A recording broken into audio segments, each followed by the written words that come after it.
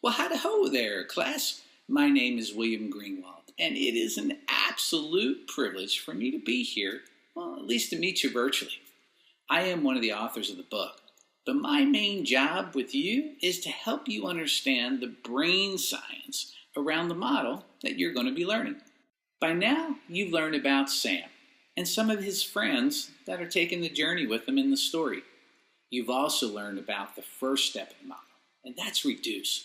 Now, why is reduce so important to the brain? Well, let's talk about that. Now, think of a glass of water. So you're holding a glass of water, see my imaginary glass of water here, and I'm going to take a picture. I'm going to start pouring water into that little glass here. Now, what happens eventually to the glass of water? Well, it rises and it rises, and eventually it overflows. Now, I want you to think about that just like your brain. You see, your brain does not have an unlimited capacity to hold information. It's equivalent to what we call first in, first out method. For example, if you are talking to me and you're giving me an awful lot of information over the course of, say, 5 minutes, something is going to have to give, something is going to have to overflow, and therefore, what you started talking to me about 5 minutes ago may be the very pieces of information that kind of start maybe leaking out of my ear so that the new information can be locked up here. Now, that's not what we want.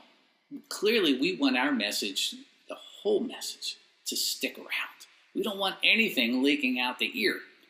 Here's the challenge with that. If we do not reduce the message, it's a hope strategy. It is nothing more than us delivering our message and hoping that the other person's brain is going to be able to retain it all.